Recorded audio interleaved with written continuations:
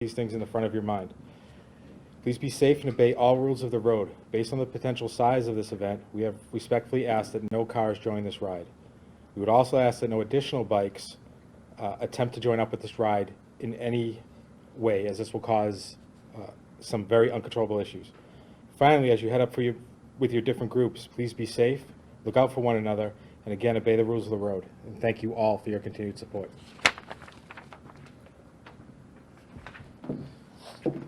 Good afternoon. My name is Victoria Sheehan. I'm the Commissioner for the Department of Transportation. This event is for a worthy cause, and our thoughts remain with the family and friends of the victims being honoured by this ride. The Department of Transportation has partnered with event organisers, as well as local and state agencies, to review the route and to ensure this event is safe for everyone involved and to maintain safety for the travelling public. There will be heavy volumes of motorcycles travelling throughout the state all weekend, but particularly on Saturday. We ask that all motorists and motorcycles allow plenty of time to get to their destination. There are several locations throughout New Hampshire, northern Massachusetts, as well as locations in Vermont and Maine, where groups of riders will meet to travel to Laconia together. For this reason, we ask motorists statewide to pay greater attention and to proceed cautiously if they come across groups of motorcycles riding in formation. Likewise, we ask all motorcycles to follow the rules of the road, and especially near exits on highways, allow space for other motorists to enter and exit the highway appropriately. We ask that everyone plan their day accordingly. Luckily, many visitors have already made it to their destination, with the 4th of July falling in the middle of the week, but there will be heavy traffic volumes and delays near the route of the ride. You can expect delays in the Lakes region between 10 a.m. and 2 p.m., with longer delays between noon and 1 p.m. And we'll be ensuring that state and local personnel control traffic to allow the motorcycles along the route to travel safely. Likewise, in the Jefferson, Randolph, and Gorham area, you can expect delays between 3 p.m. and 5 p.m. So once again, we just ask that you take this into consideration as you plan your activities for Saturday. I do want to stress this event is for motorcycles only. We ask that no other vehicles try to join the ride at any time. Likewise, to ensure safety for everyone, we strongly discourage spectators in both Laconia and Randolph. If others wish to pay their respects at the site of the crash, please do so at another time throughout the weekend. DOT will monitor traffic volumes statewide. For traveler information, please visit newengland511.org for real-time traffic information across New Hampshire. Once again, we ask that all motorists take time to get to their destination. Please allow that additional time for travel, and please consider the timing of this event as you plan your day's activities on Saturday. We want everyone to be safe, enjoy this long weekend, and please be respectful of the rules of the road.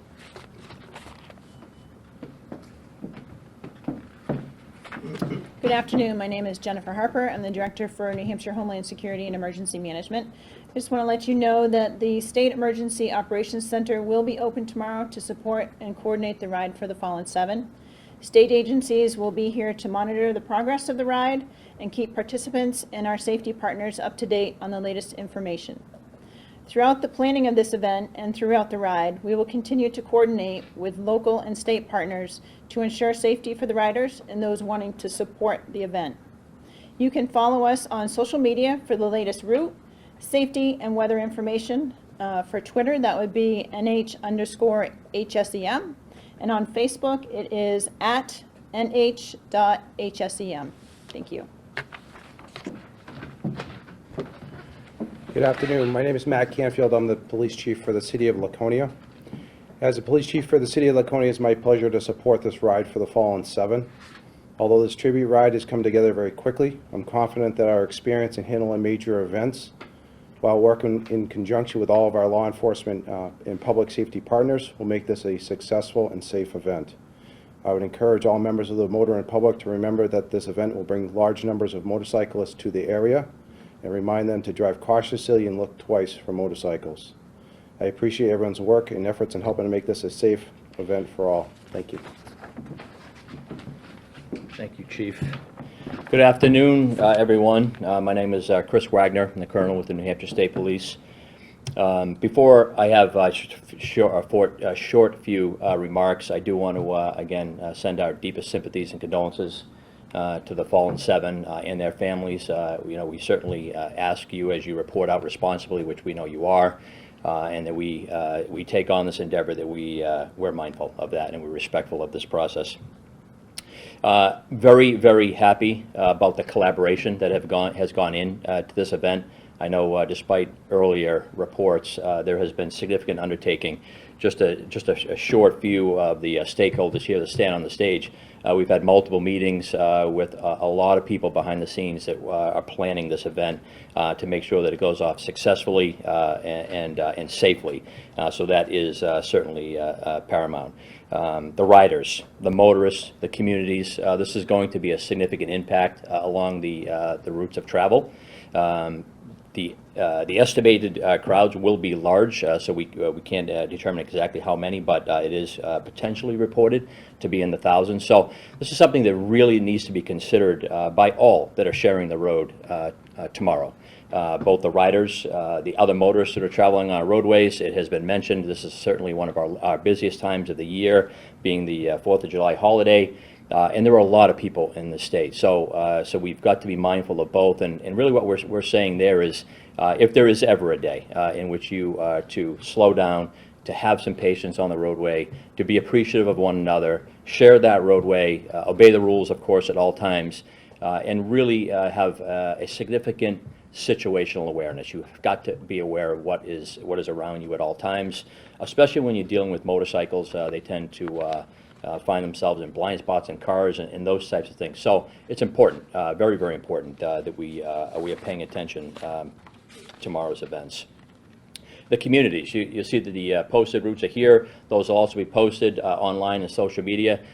Really kind of take those to heart, understand the route of travel that comes through your communities, those that are vacationing, those that live here, understand generally the time frames. There will be delays that some will be inconvenienced, but it'll be a short inconvenience. And again, we stress patience as we come through the community. But we understand that business is booming. We are here in a vacation state in a very busy time, and we have to do this together. So with that, I certainly would expect that everybody would continue to show respect for the family and those that were fallen here. And that we keep them in our thoughts and our prayers as we ride tomorrow and as they ride tomorrow to remember their brothers and sisters that died. So with that, we can take a short few questions.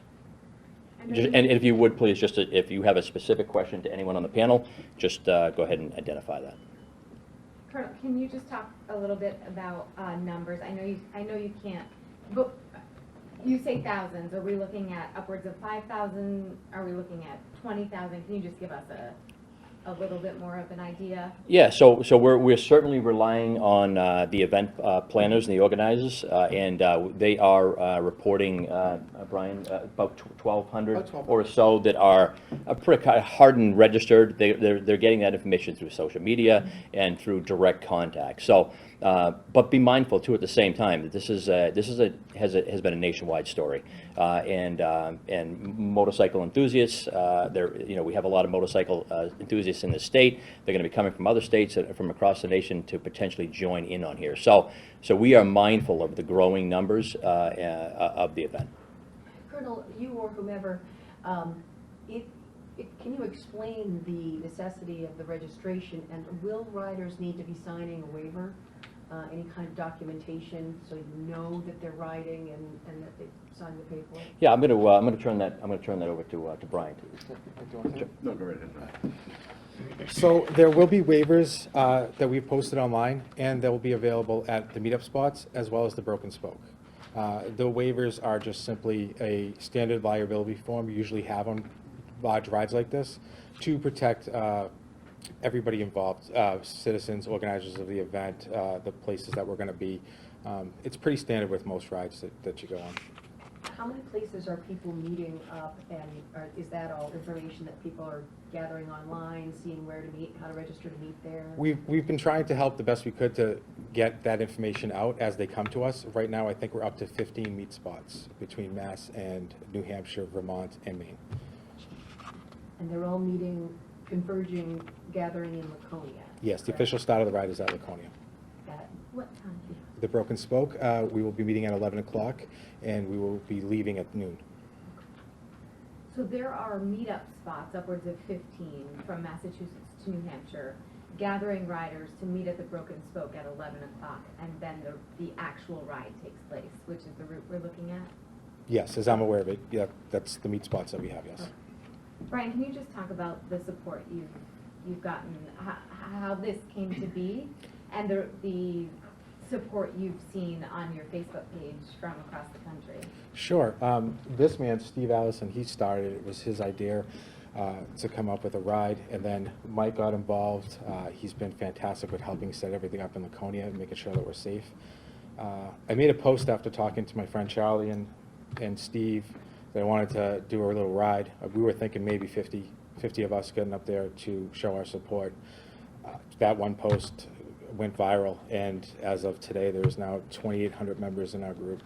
So it's been great. I've been nothing but positive support I've gotten from everybody there. So many nice messages. People just want to go, and both the motorcycle community and the military community just want to go up and show their respect. Yeah, what do you hope, is there a message that will come from this, or what do you hope this sign of support or show of support in such volume, what kind of message it will send? My personal mission when I started was to make sure that these 7 people would never be forgotten, and I think we're on the right path to doing that. Other than that, I want to also make motorcycle awareness. I just want that in the back of everybody's mind, because almost every day you can read in the paper that a motorcyclist was hit, or they didn't see him, somebody came out. I just want to make sure that people know that we're on the road, and you need to look out for us. Right, thank you very much. If I could just follow up on just a couple of those points, just so the public has a better understanding. So as you're traveling this route, there'll be locations where ramp closures will occur for periods of time as the bikes travel through. There may be some lane closures that are taken on the interstate in order for the bikes to enter onto the highway safely. And at each one of these locations, we have state police and local law enforcement through those communities that are helping here. So this is a significant undertaking. It's fluid, it's dynamic.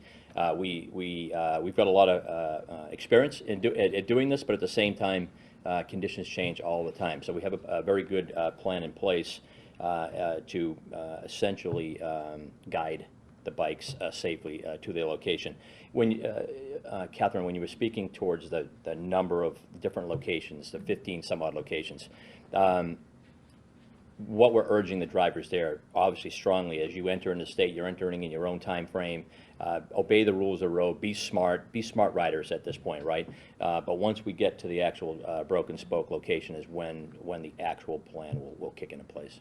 Is there going to be a police escort, and then when, it sounds like you leave at noon, the expectation is to arrive at like 5 o'clock-ish, and will something happen there, and then does everyone just disperse? How does that go? Yeah, so they will arrive. So we are not, if you will, blue light escorting the group. We will have state police attached to the convoy, if you will. We'll have law enforcement that's highly visible in all of those choke points, if you will, along the route in order to make this ride safer for them. They will arrive, Jennifer, before 5 o'clock, and once they are at the location, the event planners have a memorial service, if you will, with a number of guest speakers and events that will be planned there, and they anticipate that could take about an hour. What about Route 2 there? Will that be shut down? No, Route 2 will not be shut down. We are very careful in the planning, right, to minimize the impact to the communities as much as possible, right? So when we're sharing the road philosophy, Route 2 will not be shut down. So all of the activities here with the number of riders will take place on the south side of Route 2. It'll be very controlled. We'll have a lot of law enforcement at the site location, so vehicles can proceed traveling on Route 2 east and west, but do it cautiously and slowly. Last question? I know you said, well, last question. You said it was a huge undertaking, but can you compare it to rides past? Have we ever seen anything quite like this with these numbers planned in such a short period of time? The only thing I can really equate this to is, no, the answer to that is, in my experience, is no. I mean, we're, you know, the chief is standing here.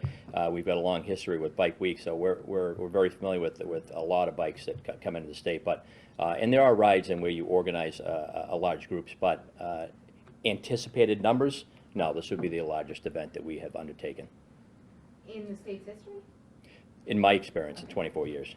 Okay. Is it normal to have the EOC open for a ride like this? It's not, I'm sorry, Jen, would you like to answer that?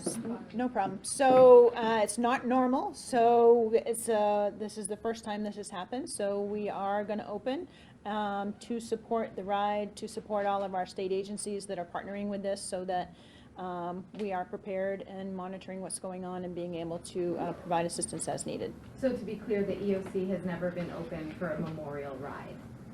To my knowledge of 27 years, correct. Great, thank you very much. Thank you. So thank you very much for your time and attention. We will be providing a follow-up press release with this, and also the map of the route and the speakers' names. You already have that, so thank you very much. Thank you.